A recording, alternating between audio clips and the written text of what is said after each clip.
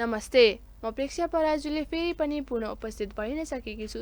श्रीमद् भागवत यथारूपको बारेमा हजुरहरूलाई यस किताबमा रहेका कुराहरूको बारेमा जानकारी गराउनका लागि मैले हजुरहरूलाई ध्यान योगको बारेमा जानकारी गराइ नै रहिरहेको थिएँ। यस किताबमा रहेका सबै कुराहरूको बारेमा म हजुरहरूलाई बताइ नै रहेको थिएँ भने आज पनि म हजुरहरूलाई अध्याय 6 ध्यान योगको बारेमा नै हजुरहरूलाई बताउने छु। अध्याय 6 ध्यान योग। कहिलेकाहीँ एउटा सानो बादलबाट एउटा टुक्रा बादल अलग भएर अर्कै ठुलो बादलसँग मिसिन जान्छ। यदि केही गरी त्यो टुक्रेको बादल ठुलो बादलमा मिसिन सकेन भने त्यसलाई हावाले उडाएर विशाल आकाशमा लोप गराइदिन्छ। ब्रह्माण्डप्रति भनेको ब्रह्म साक्षात्कारको त्यो बाटो हो जसमा आफूलाई परमेश्वरको अभिन्न अंशको रूपमा अनुभव गर्न साथ परमेश्वर परमात्मा तथा भगवानका रूपमा प्रकट हुनुहुन्छ। भगवान श्रीकृष्ण नै परम सत्यको पूर्णतम अभिव्यक्ति हुनुहुन्छ। तसर्थ जो यस्ता परम पुरुषको शरणमा जान्छ त्यो मात्र सफल योगी हो। ब्रह्म तथा परमात्मा साक्षात्कारको माध्यमबाट जीवनको यस्तो लक्ष्यमा पुग्न अनेकौं जन्म लाग्न सक्दछ। बहानु जन्मानमन्ते भनेको यही नै हो। अतः दिव्य आत्म साक्षात्कारको सर्वश्रेष्ठ मार्ग भनेको भक्ति योग वा कृष्ण भावनामृत्यको प्रत्यक्ष विधि हो। हे कृष्ण, हरेक वाहक मेरो यो सन्देह हटाउन सक्ने अरू कोही छैन। तसर्थ मेरो सन्देहलाई पूर्ण रूपले हटाइदिनु हुन हजुरसँग मेरो अनुरोध छ। अर्थात् कृष्ण स्वयं भूत, वर्तमान तथा भविष्यका ज्ञाता हुनुहुन्छ। गीताको प्रारम्भमै भगवानले भन्नुभएको छ, सबै जीव व्यष्टि रूपमा पहिले भूतकालमा पनि थिए भने अहिले वर्तमानमा पनि विद्यमान छन् र भविष्यमा पनि भवबन्धनबाट मुक्त भएपछि पनि व्यष्टि रूपले तिनीहरूको पृथक अस्तित्व रहिरहनेछ। यसरी व्यष्टि जीवनको भविष्यबारे पनि भगवानले पहिले पनि प्रष्ट पारिदिनु भएको छ।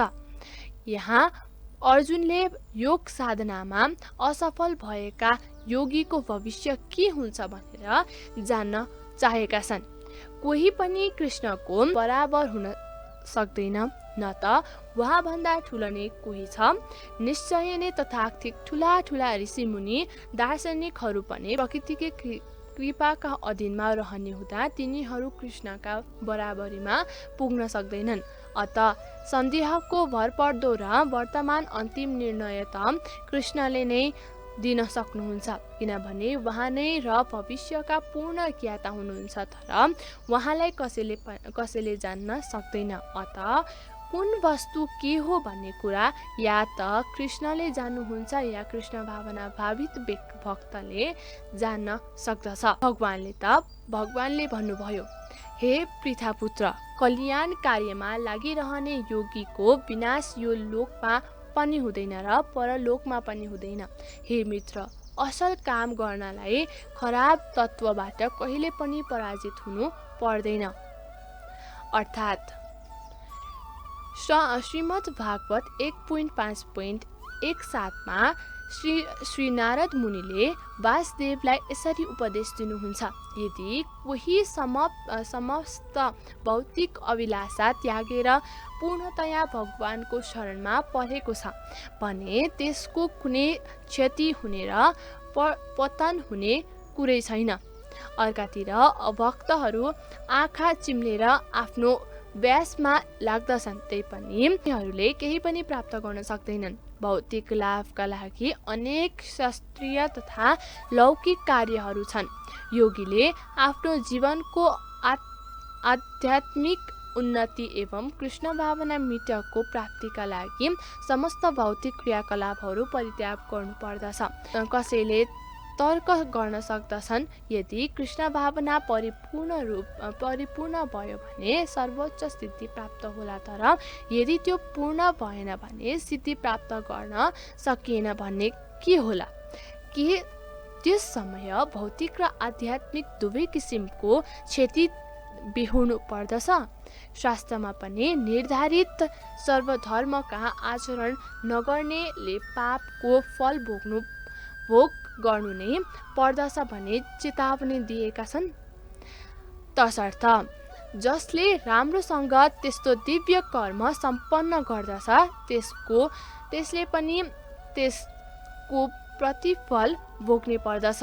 श्रीमद् भागवतले भनेको भने चाहिँ असफल भएको योगीले पनि चिन्ता लिनु नपर्ने आश्वासन दिएको छ। मानिसले निर्धारित सर्वधर्माचरण नगरेको फल भोग्नै पर्दछ तापनि ऊ घाटामा पर्नु पर्दछ, किनभने यो पवित्र कृष्ण भावना कहिले पनि विस्मित हुने वस्तु होइन। जो निरन्तर यसमा लागिरहन्छ उसले अर्को जन्ममा पनि निम्न योनिमा जन्म लिनु परे पनि पहिलेको भक्तिमय संस्कारले काम गरिरहन्छ। अर्कातिर जो केवल नियत कर्ममा मात्र दृढतापूर्वक लागेको छ तर उसमा कृष्ण भावना मित्रको अभ्यास शून्य छ भने उसलाई शुभ फल प्राप्त हुने पर्दछ भन्ने कुनै जरुरी नै छैन। यो श्लोकको अर्थात् यसरी बुझ्न सकिन्छ, मानवतालाई दुई भागमा हेर्न सकिन्छ, नियमित र अनियमित। जो अर्को जन्म तथा अन्तिम मुक्तिको ज्ञान बिना केवल पाशविक इन्द्रिय तृप्तिमा मात्र लागिरहन्छन् तिनीहरू अनियमित वर्गमा पर्दछन्। अनि जो शास्त्रमा वर्णित अनुसार कर्तव्य र तिनको सिद्धान्तहरूको पालन गर्दछ तिनीहरू नियमित वर्गमा पर्दछन्। अनियमित वर्गका सुसभ्य तथा असभ्य, शिक्षित तथा अशिक्षित, बलिया तथा निर्बलियाहरू पाशविक प्रवृत्तिले पूर्ण हुन्छन्। तिनीहरूको कार्य कहिले पनि पवित्र वा कल्याणधर्मी हुँदैन, किनभने तिनीहरू पशु जस्तै आहार, निन्द्रा, भय तथा मैथुनको भोगमा निरन्तर डुबेर निरन्तर दुःखमय भौतिक जीवन बिताउँछन्। अर्कातिर जो शास्त्रीय आदेश अनुसार संयमित जीवन बिताउँदछन् तिनीहरू क्रमशः कृष्ण भावनामृत उन्मुख हुन्छन् र तिनीहरूले निश्चित रूपमा आफ्नो जीवनलाई उन्नतम बनाउँदछन्। पवित्र वा कल्याण मार्गका अनुयायीहरूलाई पुनः 3 वर्गमा विभाजित गर्न सकिन्छ। एउटा भनेको भौतिक सामान्यताको उपभोग गर्ने शास्त्रीय विधि विधानका अनुयायी, दोस्रो भनेको यो भौतिक संसारबाट परम मुक्ति पाउन प्रयत्न गर्नेहरू र तेस्रो भनेको कृष्ण भावना मित्रका भक्त भौतिक सुख सुविधाका लागि शास्त्रीय विधि नियमहरूको अनुसरण गर्ने पहिलो वर्गका अनुयायीहरूलाई फेरि 2 श्रेणीमा विभाजित गर्न सकिन्छ। फलको इच्छा राख्ने सकाम कर्मी र इन्द्रिय तृप्तिको इच्छा नराख्ने निष्काम कर्मीहरू। इन्द्रिय तृप्तिका लागि कर्मफलको इच्छा गर्नेहरू जीवनको उच्चतम तहसम्म चढ्न सक्दछन् र स्वर्ग लोकसम्म पनि जान सक्दछन्, तर यही भौतिक संसारबाट मुक्त नभएको हुँदा तिनीहरूले वास्तविक कल्याण मार्गको अनुसरण गरिरहेका हुँदैनन्। ती मात्रै पवित्र वा शुभ कर्म हुन् जसबाट मुक्ति प्राप्त हुन सक्दछन्, जसले मानिसलाई देहात्म बुद्धिबाट मुक्ति भएर परम आत्म साक्षात्कार वा मोक्षको बाटोमा ल्याउँदैनन्। त्यस्ता कुनै पनि कार्य कल्याणकारी हुन सक्दैनन्। कृष्ण भावना भावित कर्महरू मात्रै शुभ कर्म हुन्। जसले कृष्ण भावना मृत्यका मार्गमा लगेर प्रगति गर्ने उद्देश्य राख्दछ र स्वेच्छाले शारीरिक सुख सुविधामा परित्याग गर्दछ त्यसैलाई ठुलो तपस्वी वा पूर्णयोगी भन्न सकिन्छ। अष्टाङ्ग योग पद्धति पनि कृष्ण भावना मृत्यको चरम अनुभूतितर्फ नै निर्देशित छ। त्यसैले यस्तो पद्धतिको अभ्यास पनि कल्याणकारी हो। यो पद्धतिमा उन्नति गर्ने यसाख्य प्रयास गरिरहने व्यक्तिले आफ्नो पतन हुन्छ कि भनेर डराउनु पर्दैन। असफल योगी पवित्र आत्माहरूको लोकमा अनेक वर्षसम्म पूर्ण पुण्य भोग गरेपछि अथवा सदाचारी पुरुषका परिवारमा वा धनवानका कुलमा जन्म लिन पुग्दछन्। अर्थात् असफल योगीका दुईवटा श्रेणीहरू अलिकति उन्नति हुने बित्तिकै भ्रष्ट भइहाल्दछन्। अर्का किसिमका ती हुन् जो दीर्घकालसम्म योग अभ्यास गरेपछि भ्रष्ट हुन्छन्। जुन योगी अल्पकालिक अभ्यासपछि भ्रष्ट हुन्छ त्यो स्वर्गलोकमा पुग्दछ, जहाँ केवल पुण्यात्माहरू मात्र प्रवेश गर्न पाउँदछन्। त्यहाँ दीर्घकालसम्म रहेपछि उसलाई पुनः यही लोकमा पठाइन्छ। यसपछि ऊ कुनै पनि सदाचारी ब्राह्मणका घरमा वा वैष्णव कुलका घरमा धनवान वैश्यका कुलमा जन्म लिन पाउँदछ। योग अभ्यासको वास्तविक उद्देश्य भन्नु नै कृष्ण भावना मृत्यको सर्वोच्च सिद्धि प्राप्त गर्नु हो, जसको व्याख्या यसै अध्यायको अन्तिम श्लोकमा गरिएको छ। तर जो नियम पालनमा त्यति सतर्क हुँदैन र भौतिक प्रलोभनमा फस्दछन् तिनीहरूलाई पनि भगवानको कृपाद्वारा प्रचुर भौतिक सम्पत्तिको पुरा उपभोग गर्न अनुभूति प्राप्त हुन्छ। यसपछि तिनीहरूलाई सदाचारी कुल वा धनी परिवारमा जीवन बिताउने सुअवसर प्रदान गरिन्छ। यस्ता परिवारमा जन्म लिनेहरू सुविधायुक्त जीवन बिताउँदै आफूलाई श्री कृष्ण भावना मृत्यको उच्चाइसम्म पुर्याउन प्रयास गर्दछन्। अथवा त्यो योगको लामो अभ्यासपछि असफल भएको व्यक्ति त्यस्तो योगीको कुलमा जन्म लिन्छ जो अत्यन्त बुद्धिमानी हुन्छ। निश्चय पनि यस्तो जन्म संसारमा दुर्लभ छ। अर्थात् यहाँ त्यस्ता योगी वा सुबुद्धिमान मानिसको कुलमा जन्म लिनुलाई प्रशंसनीय मानिन्छ भने किनभने यस्तो कुलमा जन्म लिने बालकलाई सानैदेखि नै आध्यात्मिक वातावरण प्राप्त हुन्छ। खास गरी आचार्य तथा गोस्वामीहरूका कुलमा यस्तो वातावरण विद्यमान हुन्छ। यस्ता कुलमा अत्यन्त बुद्धिमान र भक्त सदस्य रहन्छन् अनि परम्परा तथा प्रशिक्षणले गर्दा तिनीहरू श्रद्धावान पनि हुन्छन्। यसरी तिनीहरू गुरु हुन योग्य बन्दछन्। भारतमा यस्ता धेरै आचार्य कुलहरू छन्, तर आजभोलि पर्याप्त विद्या एवं प्रशिक्षणको अभावका कारणले ती पतनशील भएका छन्। भगवानकै कृपाले गर्दा अहिले पनि यस्ता परिवार छन् जसमा पुस्ता योगीहरू प्रकट हुँदै आएका छन्। यस्तो परिवारमा जन्म लिनु पाउने वास्तवमा अत्यन्त सौभाग्यको कुरा हो। सौभाग्यवश हाम्रा गुरुदेव ओम विष्णु पद श्रीमद् भागवत सिद्धान्त सरस्वती गोस्वामी महाराजलाई पनि स्वयं मलाई पनि यस्तो परिवारमा जन्म लिने अवसर प्राप्त भयो।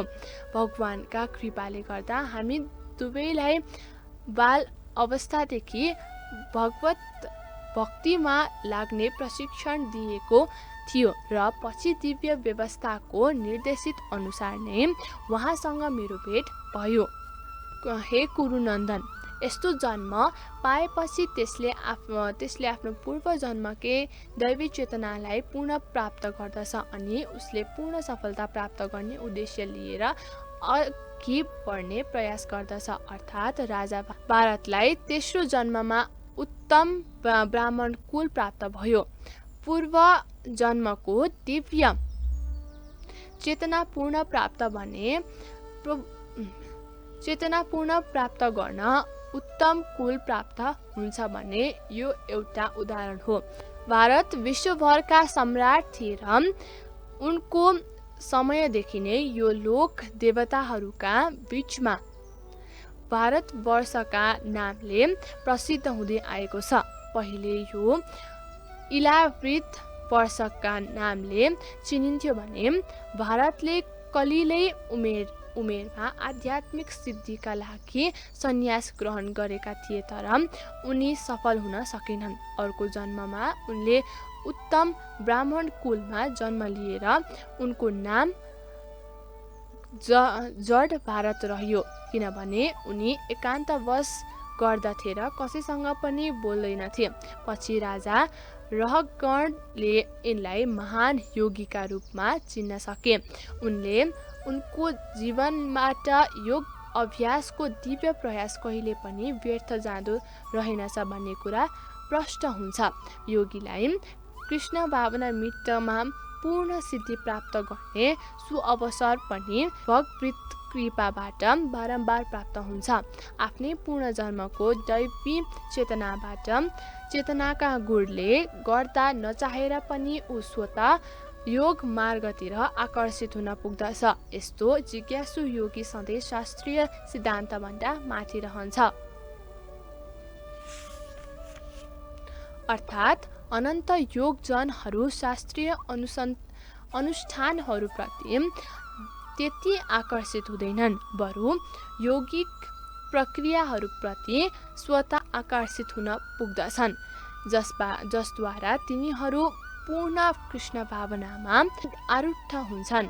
श्रीमद् भागवत 3.3.7 मा उत्तम योगीहरूले वैदिक अनुष्ठानप्रति राख्ने दृष्टिकोणको यसरी वर्णन गरिएको छ।